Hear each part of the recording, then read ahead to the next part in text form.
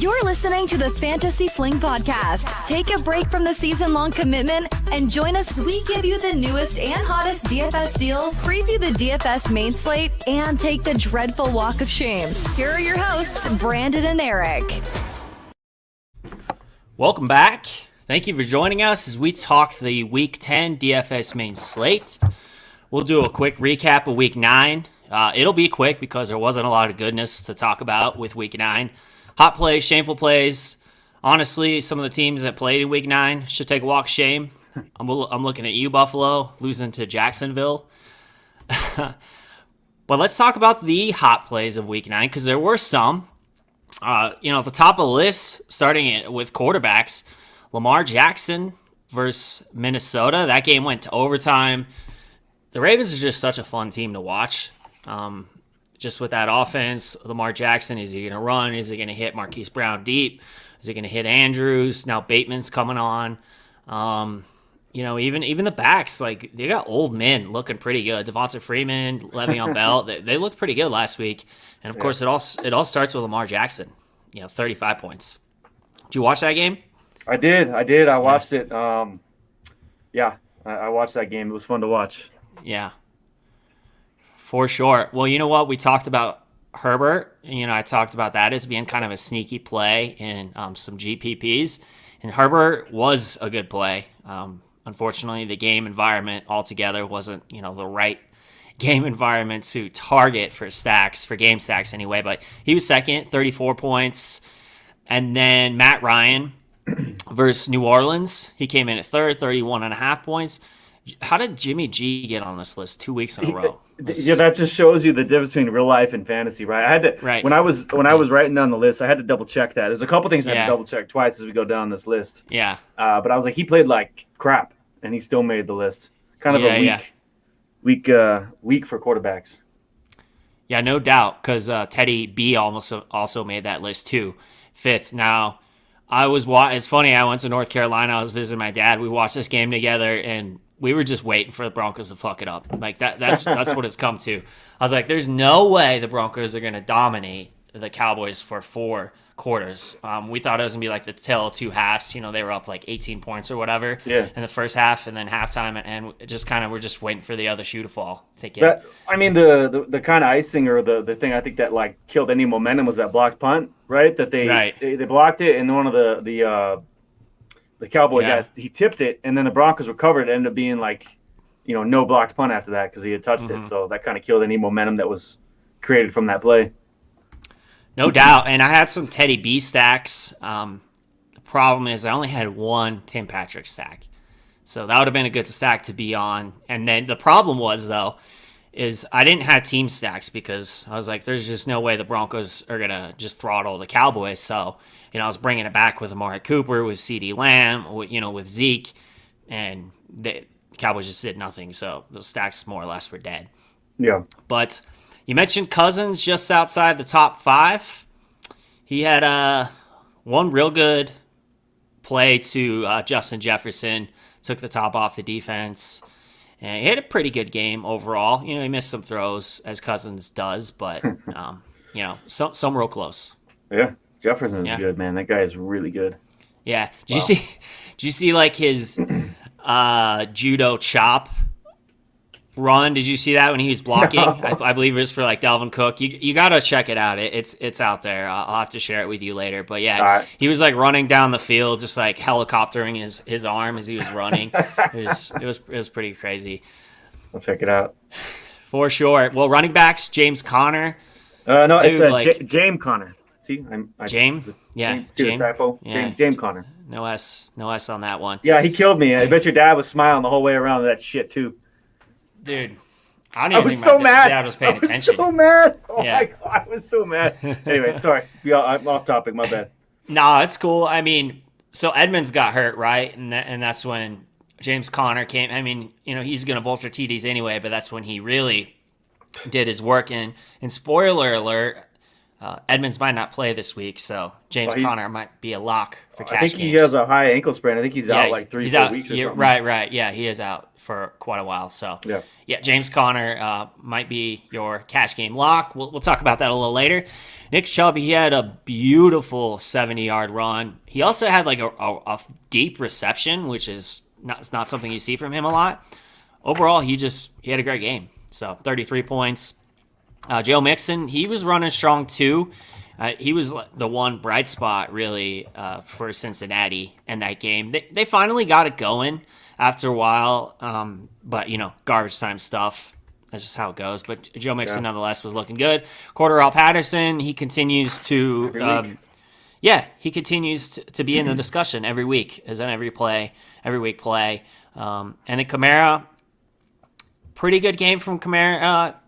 Certainly had him in a lot of lineups, a lot of tournament lineups. I was expecting more.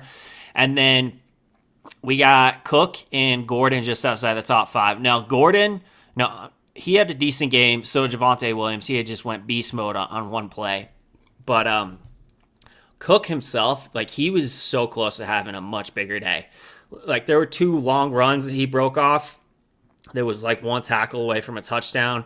He also had a couple plays where he almost got in the end zone, was stopped at like the 1-yard line, and then I think Cousins ran one in. So I think he had like a 20-point game, but he could have easily had a 30-plus game. Oh yeah, I did see that. I feel like that every time he plays, he's like that. He's got that just crazy explosive ability. Just feels like every game, it's like he almost broke it. Yeah. All right, man. Moving on to the running backs. Or the wide receiver, sorry. Devonta Smith, not a name we've seen at the list very often. Maybe week 1 we saw him. I can't remember. But, this is a guy I was high on. I have him in pretty much every league. The thing is, people avoid him because he's 170 pounds. I get it. But, guys like Marvin Harrison made a career out of being that small and just avoiding, big hits, kind of going down, a lot of plays that target the sidelines and stuff. But anyway, point being is he's kind of been held down by quarterback play. But this week, or I guess last week, Hurts actually played pretty well. So you have Devonta Smith, 25 points, 25.6, I should clarify, because he got Keenan Allen with 25.4. That was the same game. You also, and I think we talk about this every single time. If you look at Herbert was the number 2 QB overall, and Keenan Allen was the number 2 wide receiver overall. So that's a great looking stack there. And the next guy, same thing. You had Lamar with the number 1 QB. Hollywood Brown, 23 points. He was number 3 guy overall. I played that stack and some lineups, and that did well for me. Yeah, and they're using him like all over the field. Like he's catching screen passes. He's hitting the deep routes. He's just such a big part of the offense, and he's going to continue to be chalk. Absolutely, man. Lamar loves him. He does, and I think. I might be a little wrong on this, but I think he's about the same size as Devonta Smith. I think he's like 175 pounds or so. Just those quick guys. I mean, you use them the right way. Don't, set them up across the middle to get killed by a linebacker, and they'll last longer.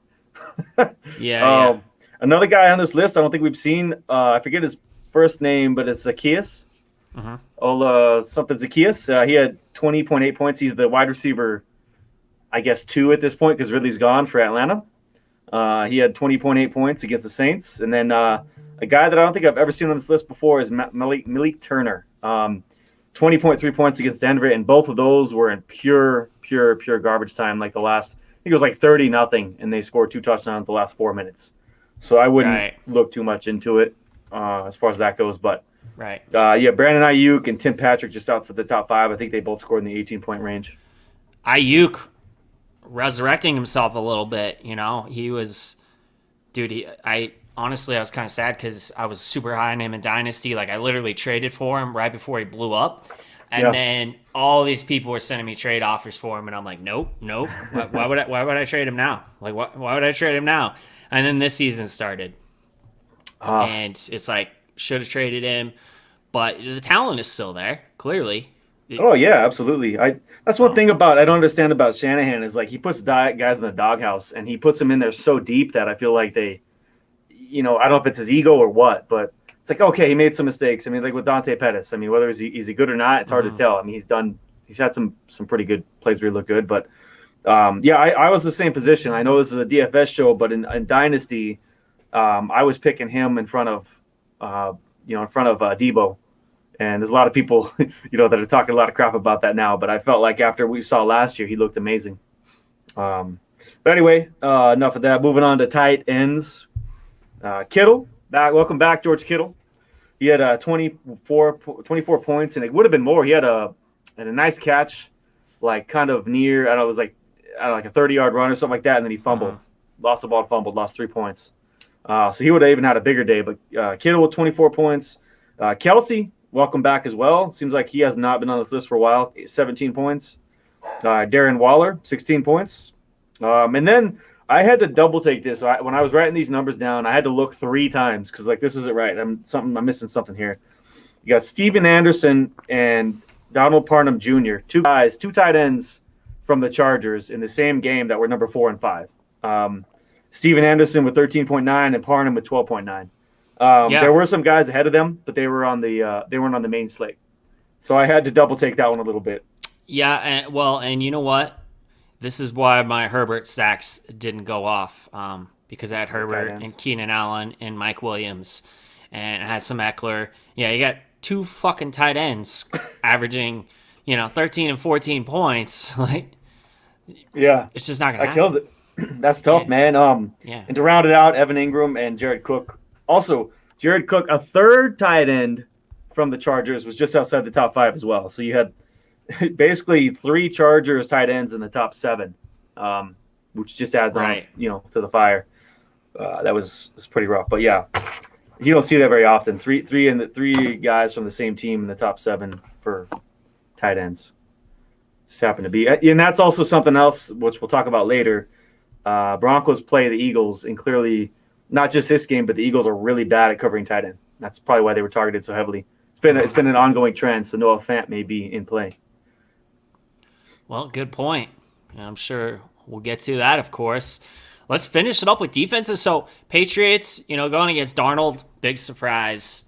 They were gonna. So Belichick was gonna give him some issues, and it was ugly. He was bad in that game. Browns versus the Bengals. It was a bad Joe Burrow game for sure.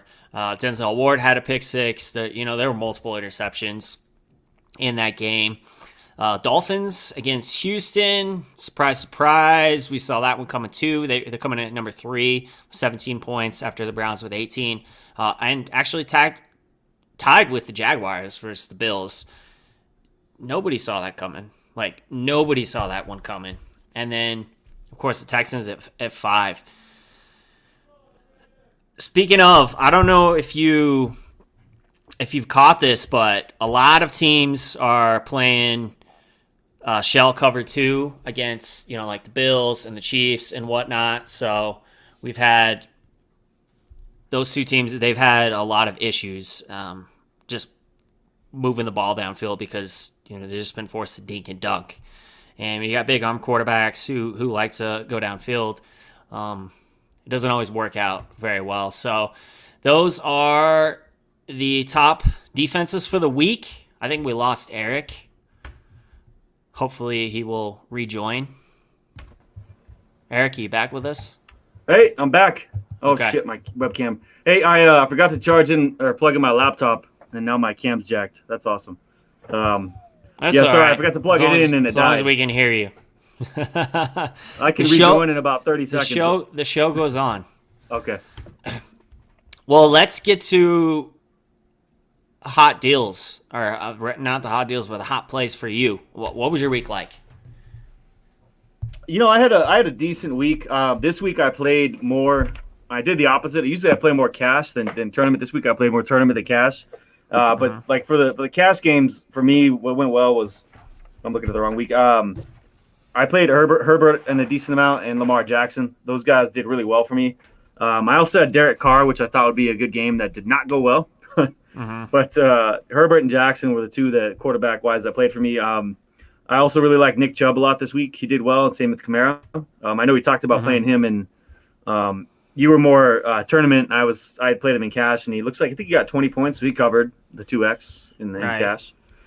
Nick Chubb tore it up. He had a great week. And then Marquis Brown and Nice. Man, he did pretty well for me. I kind of failed on receivers this week. I did have I played Tyreek in some, I played Lamb in some, Jefferson in some, but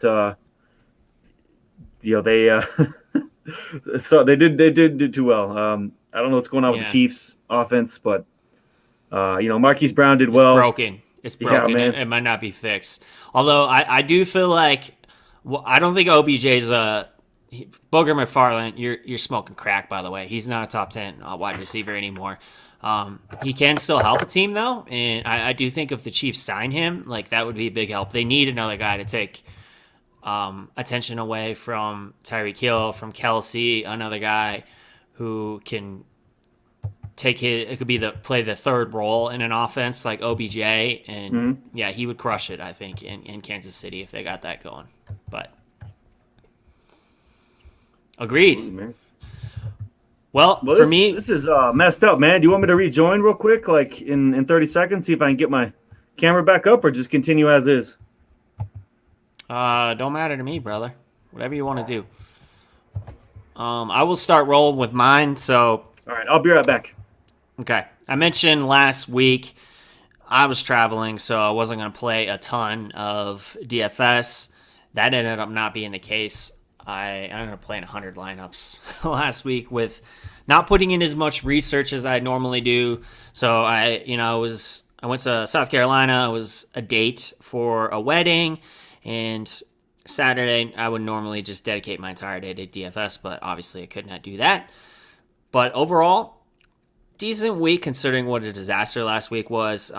This is 8 out of 9 weeks that I have made money in cash games. My cash lineup scored 136 points, which in a very low-scoring week, it was more than enough to cash. This is 8 out of 9 weeks that I've now cashed in cash games. And this is my Saturday routine. I go over to, actually, Saturday I'll start doing my research, but Sunday morning I log into DFS Army. I go over to the DFS Army chalkboard, and I piece together my lineups. There's basic strategy for winning in cash games is playing chalk. It's a safety net. So I pieced together my lineup. I had a lot of consideration for playing Jordan Love, but at the end of the day, I decided it just wasn't a strong play because the roster percentage projections were not high enough for me to play Love. So I went with Lamar Jackson, and he smashed. It was perfect. He scored 35 points. And of course, I had a stack with him and Marquis Brown, who got me 23 points. So, there I almost had 70 points. And looks like Eric's back. Awesome. Yeah. So Lamar Jackson, Marquis Brown. As far as running backs, I had Eckler and Elliott, and they underperformed. But Eckler was 42% rostered, and Elliott was 39% rostered. So you play the chalk. It does not matter that they don't really hit in cash games. So 11 points from Eckler, Elliott 12 points. Amari Cooper, same thing. He had a horrible day, 5 points, but he was 5,700. He's 28% rostered, so it didn't matter too much. T. Higgins, he didn't have a great day, but he almost had a much bigger day. He almost had a couple touchdowns. So 13 points, 53 hundo, 25% rostered. Albert O, same thing. He was 35% rostered, though, so again, it doesn't really matter. Myles Gaskin, he was pretty decent play, 5,800, 13% rostered, and then Chiefs D, they were 37% rostered and 11 points. So 137 points and 36-ish in cash. That'll do it. It was a miserable week, but again, still those couple small tournaments. Every week I place like a top 5 in at least like a couple 100-person tournaments and end up doing pretty well overall because of it. So I'm typically going to play a lot of the small tournaments, and then I'll play some GPPs, quite a bit of GPPs. Mm-hmm. That said, I've been crushing it in cash this year with DFS Army. As always, checking that chalkboard. Go over to dfsarmy.com. Use code FANTASYFLING for 10% off a VIP subscription. Specifically, if you're playing cash games, you don't have to be a big-time GPP player, but you can definitely make money, and it's so worth the $35 or $40, whatever it is that I pay. That's it for my hot plays. You did give me your hot plays. So let's talk about our walk of shame. Yeah, man. My apologies, by the way. I didn't plug my laptop in, and it had died. and then when it came back up resumed, camera was jacked. So sorry about that. It's all good. It's happened before. It has. And hey, I'll take a little walk of shame. I came over here. I didn't have my my plug-in for my microphone, for my headphones. Eric helped me out, all kinds. So, Well, being in IT, man, I've got all kinds of crap.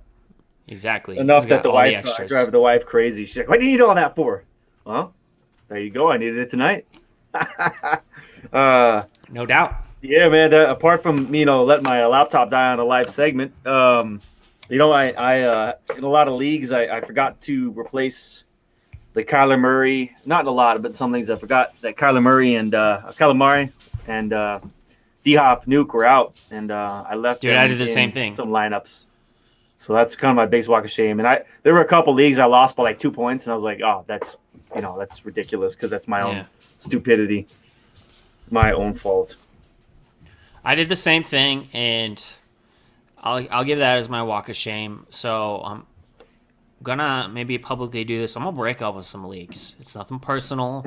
It's not you. It's me. I play too much DFS. I don't pay enough attention on the weekends to my dynasty leagues, to my redraft leagues, and I have to just break up with some of these leagues because I'm worried about getting leverage on the field in DFS. That's all I care about when the news comes down.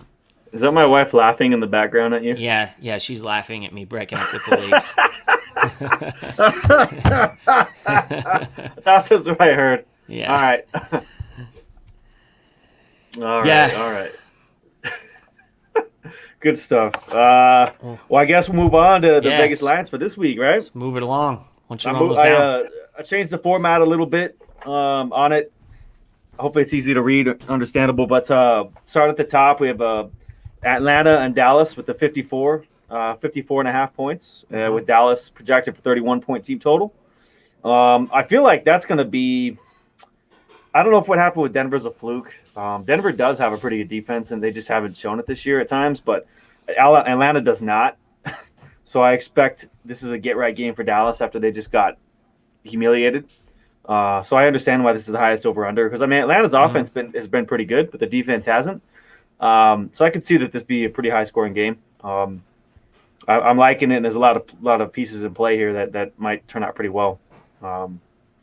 And then you have a 53-point over-under. You have Minnesota and the Chargers, with the Chargers as a 28-point team total.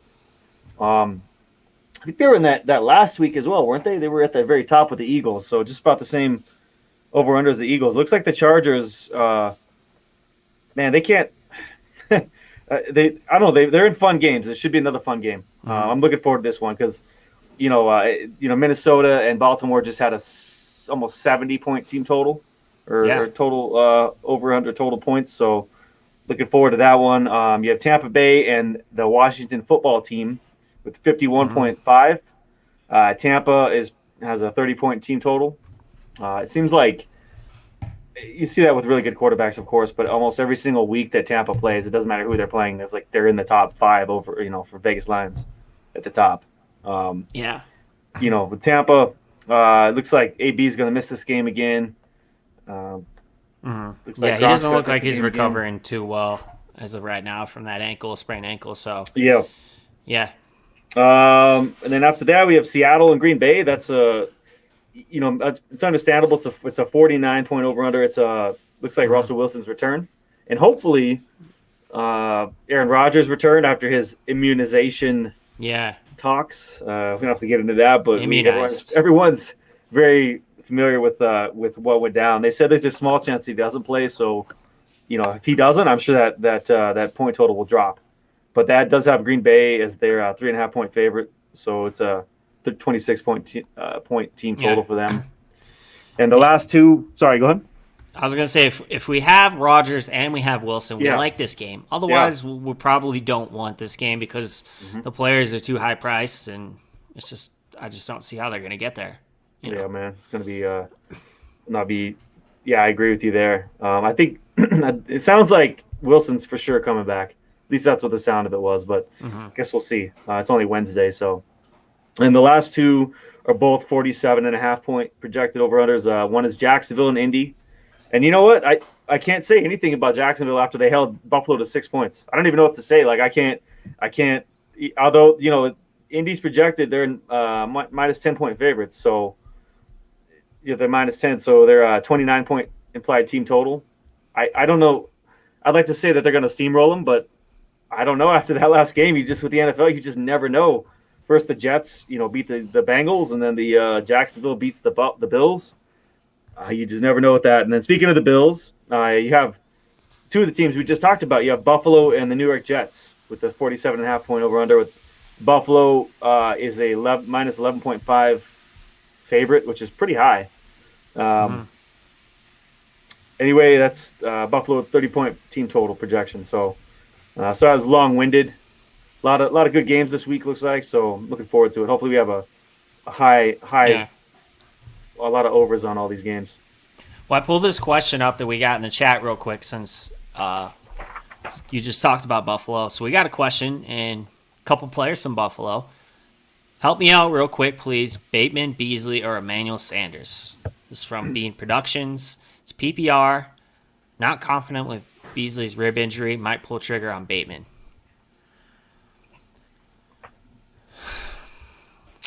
Eric, what do you think about that?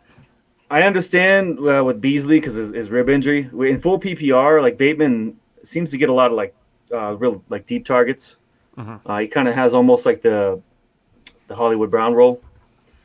With Emmanuel Sanders, he just hasn't performed lately. I'm not feeling confident. I mean, I guess it's how it's been playing, but that's a good question. If Beasley is healthy in a full PPR, I might have to go him. That's a tough one. What are your thoughts on it?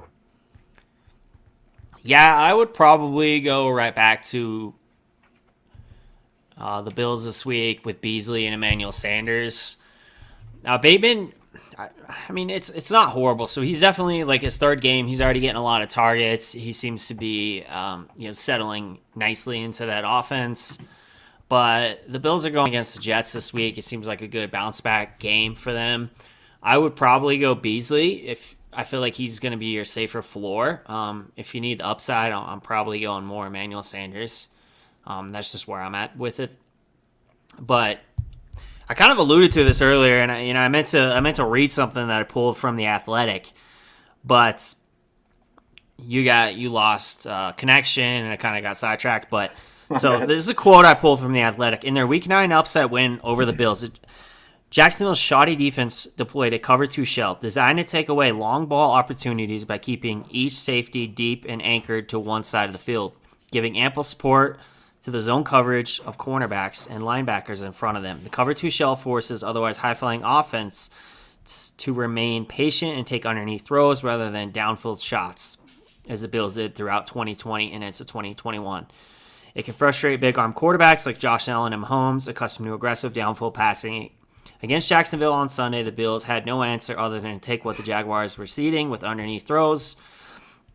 Pascalia said, Allen finished with 264 yards, no touchdowns, and 2 picks. If the Bills can't punish opponents with an effective rushing attack when defenses use the cover 2 shell, their offense will be easily stopped, just as Kansas City's once great offense has come to a screeching halt this season. Cole Beasley and other short area pass catchers will retain their fantasy value for as long as opponents deploy the cover 2 shell.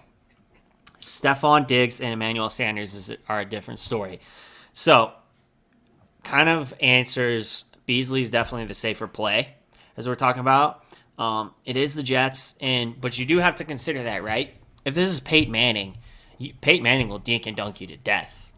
Like, it won't matter. Like, you just can't play that game against him because he'll just throw with anticipation and dink and dunk you and still score 4 touchdowns on you over the course of 4 quarters. But, yeah, these gunslingers, they have a problem with that. So. Yeah, I looking back, I was looking back at the game logs just on what's happening. And basically, from what I read also, is the rib injury is also kind of suggested that might be a veteran rest day as well. But, yeah, I mean, I agree. I mean, cover 2 is something that was popular in the 90s. We all grew up, if you're like over 35 or so, 30-ish or whatever, grew up watching that. And like you said, it's to prevent like the Chiefs type offense, the Bills type offense, that deep threat. And so, Beasley, if you're looking for, like Brandon had mentioned, I think he said it best, like Beasley's Beasley's got a safe floor, especially in full PPR. I mean, he's getting 9, 13, 11 targets the last 3 games, so I think he's got the safer floor. If you're looking for that, if you look for ceiling, Sanders or Bateman has the ceiling. Well said. Well, let's get to our quarterbacks for Week 10, our hot plays. There's really a couple cash game considerations for me. Now, I was looking at Jalen Hurts a little bit. He's kind of fallen off a little bit. Past couple weeks, people said Hurts 20 to 5 point, 20 to 25 point floor. The last couple weeks he's had like just like in standard PPR, I think like 16 and like 11 points. So not doing it very, very much these past couple weeks. Not getting it done. I would not go there. Herbert is 7,300 in that high projected game. I have some consideration for him. That said, Tom Brady, TB12, he's only $300 more, and his floor this season, outside of one game, has been much higher. So I like that game, with that one being a 51-point total. There's just few ways that I could see Tampa Bay failing, especially with Washington football team's defense not being as good as it is. So Brady is probably going to be my cash game quarterback this week. I might even play him in tournaments if I can get different enough everywhere else. Stack him with Godwin, stack him with Evans. There's going to be no Antonio Brown, so I like that because you're not worried about, the target tree being so spread out if you have no Antonio Brown again. Maybe. Yeah, man, I like those quarterbacks. I'm with you on Brady as well. I feel, Washington football team has a really bad defense. That is, the Bucs could put up 50 points this game. They could cover the whole over under by themselves. Mm-hmm. And they have done it. It's one thing I love about Tampa. I mean, unless it's like late into the fourth quarters, they keep their foot on the gas pedal. Even if they're winning by 30 points, they'll run the ball more, but they keep throwing it too. I like that. I don't know if that's Brady or if that's no risk it, no biscuit, but I like it. I like Brady, like you said, he's 7,600. Herbert as well is 7,300. He has a good matchup against Minnesota, who Lamar just had a great week against. I feel like Dak at 6.9 K has a great matchup as well. Good bounce back game against Atlanta, who's not very good. Stud coming off a dud. Yeah, man. And then Rodgers return.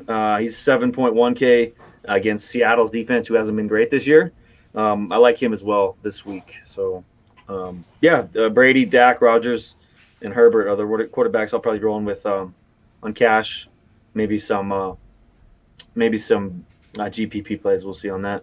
And then the only other guy that I was looking at, he's a little more expensive, but Josh Allen, I was looking back, and for cash games, he's 2x'd his value at least, I think at 2.5x every single week except for last week. Which says a lot. I mean, a lot of times he's way over that 2x mark. So every single week except for last week. So I guess I'm going to go back to him at 7.9K for cash games because I feel he's got a great matchup against the Jets, and it might just be a good way to bounce back after they were kind of humiliated by Jacksonville. Teams obviously when that happens, they want to bounce back in a good way, and that doesn't always happen, but they're going to try to. So I like Josh Allen at 7,900. Yeah, that's a good call. I like Dak too, with you on Dak, especially in tournaments. I'm sure not a lot of people are going to be on him this week after the way they played last week. You get burned last week. They've been running the ball more this year. So I like Herbert and Cousins on both sides in that game. That's a game environment I feel can really go off. And then if you really want kind of a punt play at the quarterback position, you got Colt McCoy probably playing this week. And for Kyler Murray against Panthers, if Colt McCoy is a go, he's an ultimate punt for large field GPPs. Not playing him in small tournaments, but large field GPPs, crazier things have happened. Drew Lock was in the winning Millie Maker lineup once, so. Yeah, man. Move on to running backs. You want me to kick that off? Let's do it. Kick off receivers. All right. So I'm going back to my boy who we talked about. My boy, JT. Jonathan Taylor has a great matchup. Jacksonville they have a mediocre run D. It's pretty good. It's pretty decent, but Taylor's been on a tear lately. He's getting receptions. He's getting checkdowns. I mean, I'm looking at his last game log. It's 34, 32, 22, 22, 37. He's been destroying it. Very talented. He's 8,100. He's expensive. I understand, but I like him this week against Jacksonville. If they get ahead, it's likely that they're just going to run. That's what most teams do. I feel like the Jacksonville that happened with Buffalo was a fluke. Of course, we never know this, but I like Jonathan Taylor a lot. Another guy that it's in that same game is not the same game, sorry, but Zeke is 7K. You have to watch out to see how his knee kind of plays out through the week. He hurt his knee in the Denver game. But if he's playing, he's got a great game matchup against Atlanta, who has a really bad run D. He's in play as well. And then Fournette against the Washington football team, he's 6,100. And it's likely that Tampa's going to destroy them, and Fournette's going to have a nice game because they're going to be running it part of the time as well. And, the other guy is James Conner with I don't expect him to put up 40 points every week, but James Conner is going to be the main guy right now for Arizona. And one thing to keep an eye on is we're not going to get into what it's about, but Dalvin Cook may be under some fire right now. So if he happens to be out, Alexander Madison is 4,500. So just keep an eye on the news, and if it Cook's out, I would throw him in immediately.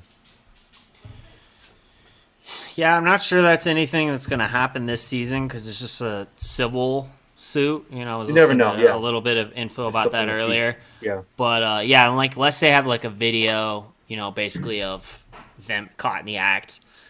That's really the only time you see action right away. But, who knows? As far as my running backs, he is one of my top plays this week. He is in a smash spot. For sure, going against Los Angeles. So I really like him. I'm with you on Jonathan Taylor, 8,100. Those are my two high-price guys that I'm definitely looking at for this week. Jonathan Taylor going against the Jags, you have to consider them. Just looking at the lineups, probably not fitting in both Cook and Taylor, especially because there is going to be some value opening up. So maybe, but with the value opening up, it just makes more sense to play some of these lower price guys who are thrusted into starting roles for this week, like Dernis Johnson with Chubb testing positive for COVID. Now, he is vaccinated. He has to have 2 negative tests in order to play. He could still play. We'll see. Chances are probably not, since I think this came down yesterday on a Tuesday. So he's 4,700 going over to DFS Army on the domination station. He is projected as a top play fantasy points per dollar, 2.99x. On a salary at 4,700, he's projected 14 points. I will say that I'm guessing he's going to be the chalk at 4,700, so he will be the free square.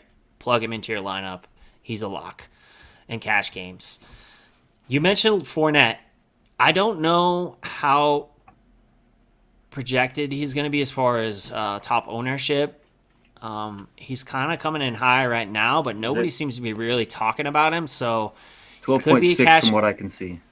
Yeah, I'm seeing 14.5, but really don't know till the weekend. So with some of these other plays, James Conner, with Edmonds being out, another guy that I like, Singletary, if Moss is out, in a positive game script at 4,700, he could be another great play. So if some of these guys end up being chalkier, just because it's being such value, like Dernis Johnson, Singletary, Conner, maybe Fournette kind of goes under the radar. He could be a good tournament play. So I like that you mentioned him. Another guy coming in, one of the top projected guys over at DFS Army is Naji Harris at 7,900. So not a huge group of running backs this week, but I like that. I like to focus in on just like really a few guys with some value opening up on the slate. So those are going to be my guys this week. So far, let's move along. I like it. I like those. Naji Harris, I didn't think about that, but he gets. He's got the volume every week. So dude, did you see Ben trying to throw the ball 40 yards down the field, 50 yards down the field the other night? It's bad. That's why Naji Harris, on top of being skilled, he's just getting a ton of dump off passes and PPR format of DraftKings is, it's kind of perfect for that. So yeah, absolutely, man. He's a good play. For sure. Good call on that. Wide receivers. Let's finish this. Move it along. All right. I have a guy who kind of started a little slow, but he's become the number one receiver overall, and that's Michael Pittman, 6,300. It's become Carson Wentz's favorite target, and the guy's a stud. I think he's showing his his alphaness as being the number one guy on that team. Yes. Another guy I like is Godwin and or Evans. Godwin 7,100, Evans 6,900 with AB out, with Gronk probably out. The reason I'm thinking that Gronk is out is they unless there's something I missed something, but they activated Darren Fells, who's a tight end from the practice squad to the active roster, which typically means that they're dealing with an injury of some sort. So I like Godwin and Evans, and then it's not the greatest matchup in the world, but with Russell Wilson coming back, DK Metcalf at 6,800, he's really cheap for a guy who's just a monster. Who could be the top wide receiver on any slate? Yeah. Yep, and that's who I kind of left it with is DK at 68. He seems underpriced to me. I like him this week a lot, even though Green Bay has a pretty decent secondary. With Russell Wilson coming back, I'm in. Yeah, I like him too. I like DK too, and even if Rodgers doesn't play, maybe you're not game stacking that game, but you're just looking at team stacks, which in large field GPPs, that's kind of been the story this week. This year, we've had a lot of teams in the Millie Maker winning lineup. By the way, I just did the seasonal trends. I just wrote that this week on the Millie Maker winners, and it's been full of team stacks. Like the game environments haven't always been great for game stacks, so maybe even if Rodgers doesn't play, you go with a DK and a Russell Wilson stack. We've seen it a lot. Yeah, absolutely. Even with Geno, he had a couple pretty decent games. So hey, there you go. The guy's just a stud. For sure. If Rodgers does play, I do like Devonta Adams at 7,900. I am seeing him as a top projected guy as of right now. Godwin or Evans, flip a coin, and they're $200 difference. I like both of those guys in this week. Kind of just depends on if he could fit, I guess, Godwin. But Evans he's the top guy when AJ Brown's out. So I like Evans at 6,900 or Godwin's at 7,100, and then Amari Cooper. If we like Dak in that game environment with Atlanta and Dallas, is the highest one on the slate. You have to have consideration for Amari Cooper at 6,200. He had a bad week last week. Stud coming off a dud. Go back to him. I like that. DK, as you mentioned, actually did mention, we got a question about it earlier, but Cole Beasley was on my list. He's only 5,200. So I do like him this week because, again, that shell cover 2, they're going to be hitting underneath. It's a copycat league, and he's only 5,200. He doesn't have to do much to get there, and he's shifty. He's always open. He's in cash. You can't go wrong with Beasley for sure. As far as, let's take a look at fantasy points per dollar over at DFS Army. So, yeah, some of those guys that I was already on, Amari Cooper, Colt Beasley, and Devonta Adams coming in as the top guys, which is kind of crazy, right? Devonta Adams, he's 7,900. He's coming in one of the top fantasy points per dollar plays. Keenan Allen is another one. So definitely in on that Keenan Allen, Herbert stack. Herbert with Mike Williams, all of consideration in small tournaments and GPPs, both of those stacks. And then, bring it back with Jefferson. Conklin, he was getting, well, spoiler alert, we'll go to tight ends. He was getting a lot of targets last week. He could have had a much bigger game. So, Allen, Jefferson, or Thielen, Jefferson, Conklin, those guys are all in play if you're stacking that game. He's always on the field, and he always gets a lot of targets. I feel like it's at some point going to connect for him. He usually runs like the third most routes on the field. He's always out there. He's one of the few tight ends that is always out there running routes and playing that doesn't have big volume. So it's kind of surprising, but yeah. Yep, no doubt. And speaking of tight ends, let's move it along to tight ends. Do you want to start this one out? Yeah, man. A guy that I seem to keep coming back to every week, and it seems like he's he's getting better and better is even though they only scored 9 points last week is Dan Arnold, 3,500. The guy is he's kind of built like a receiver. He's like 6'6", 230 something, 235. He's basically just like kind of a big receiver, and he lines up as a receiver. Like I don't know, I think it's like 40% of the snaps as well instead of just tight end. Mm-hmm. So and Justin Lawrence looks his way. So Dan Arnold at 3,500. If everything aligns where you got Russell Wilson and Aaron Rodgers, I do like Gerald Everett at 2,600. That's a GPP for sure. Nobody's talked about him in I don't know how long. Yeah, man. Well, he did pretty well with when Wilson was playing. His numbers were going up every week, and then he caught COVID, missed 2 weeks, and then Russell hurt his thumb, and then everything went to hell. But I don't mind him at all. He's pretty cheap, and he was getting his targets and game and percentages were going up. Routes run, everything was going up in a good fashion. So maybe they'll continue that in a game where it's projected for pretty high over under. And then a guy as well that may be TPP play is Noah Fant. I think they're going against the worst ranked tight ends as far as against tight ends as being the Eagles. Wait. They're playing the Eagles. Am I drawing this right here? Apologize. Broncos? Yeah. No, it's not the Eagles. Are the Eagles? Okay. Sorry. Broncos playing the Eagles this week. Okay, let's make sure I had my numbers right here. The Eagles have the worst ranked, 32nd ranked against tight ends. And we just saw 3 tight ends from the Chargers do pretty well against them. So he's a little expensive at 4,300, but he does have an incredible matchup.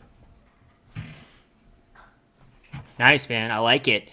So speaking of tight ends, I wrote about this on fantasyfootballfling.com about the winning Millie Maker trends in the first part of the 2021 season. And, of course, we'll break this down for you this Friday on Making a Millie as we go live on Friday for your Millie Maker special. Start of the year. And we saw the same trend last year in 2020, but the start of 2021, 52.75 was the average pricing of the tight end in weeks 1 through 4. It is now dropped to 46.33. So it's such a volatile position that we continue to see the average price of winning tight ends drop because it fluctuates so much from week to week. When you don't have guys like Waller and Kelsey going off, those winning lineups, if they punt the tight end position and they do pretty well on their salary, they have a much better chance of someone paying, $7,000 plus for a Kelsey and whatnot. So that said, I like to look at the punt guys at the tight end position. Jared Cook in a positive game script potentially 3,200. Dan Arnold 3,500 as well. If you're paying up a little bit, one of the problems I think that the Bills have had the past few weeks is they haven't had Dawson Knox. He was electric the first part of the season, and then he got injured and he's been missing. 4,500. He could end up being a steal if we saw the Dawson Knox that we saw in the earlier part of the season. So he's a potential play for me. I mentioned Tyler Conklin. Cousins has been targeting him a lot. He could have had a much bigger game last week. I believe he almost had a couple touchdowns. Freiermuth, 3,900. I like him. And then my pay-up option that I would be looking at would be Pitts in that game with Atlanta and Dallas. I mean, pick who you like. Pitts at 5,800 or, Schultz. Schultz could be a good play in that game. Maybe you stack them both. I don't know if you want to get really weird with it, a little silly for large field GPPs. That can be a potential way to get different in large field GPPs. So, yeah, those are going to be my tight ends for week 10. Nice, man. I like them. Let's finish this thing, Eric. Defenses. I'll be quick with it, and then I'll let you go. Another thing we continue to see in large field GPPs, as I wrote about on a Millie Maker Trends, average price of the Millie Maker winner for defense special teams, 3,100. So you continue to see pay up options in large field GPPs. It's something you want to pay up for, like a defense in a good matchup. But as far as like cash games and smaller tournaments, it's not really necessary. So, a couple that I am looking at, the Panthers, they are 2,400 going against Arizona, potentially Colt McCoy. Stephon Gilmore had a nice interception last week. He's a beast. He could certainly take one to the house.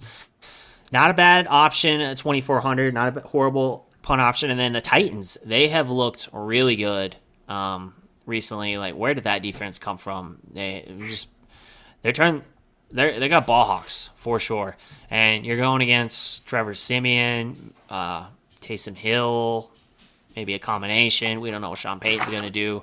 2,600, I like that play as well. So, fantasy points per dollar and projection standpoint, without paying all the way up, that's probably where I'm looking at. Keeping it under 3K as far as cash and small tournaments. Nice, man. I think, I'm with you on the Titans. I also had them listed at 2,600. A good matchup against Trevor Siemian or possibly Taysom Hill. I hope Siemian did not look good. I think that's a great matchup. Surprise! Simeon's not very good. Right? Simeoned all over himself on the field. We got to watch him long enough here in Denver. Yes. Another one that I'm kind of looking at this week are the Eagles against the Broncos at 2,700. A lot of quarterbacks can be Jekyll and Hyde, and Teddy B can be that as well. He had a great game last week against a pretty good Dallas defense, but he's also had some pretty bad games. So he has been known to float the ball high. Yep. He has indeed. And the other one that I'm looking at is it's this kind of contingency. If Rodgers is out, you got the Seattle defense at 2,500 because Jordan Love looked that looked really bad. Because they said there's a slight chance that he doesn't play. So if he doesn't, I like Seattle. Otherwise, it's almost like the Packers knew this entire time that Love wasn't any good, and that's why they did not want to trade Rodgers despite how much nonsense went off in the offseason. Oh, God, he looked bad, man. He looked like he didn't know what to do. He didn't know what to do. When he had a little bit of pressure, he didn't know where his reads were. He didn't know where his checkdowns were. He didn't know. I don't know. He just looked like a very novice quarterback, extremely raw. I mean, he looked like Zach Wilson out there, maybe worse. I don't know. He looked pretty bad. Agreed. And just pulling mom up in the nosebleed seats. Yeah, it's good she couldn't see how bad her son was for most of that game until garbage time. I think that's going to do it for Week 10 of the DFS main slate, at least for cash games. And we'll be back Friday live for you with Making a Millie. So check it out. Be sure to subscribe, like, share, comment, all those things. Appreciate y'all. And definitely subscribe so you do not miss Making a Millie on Friday. And we'll see y'all then. See you then. Peace. Later.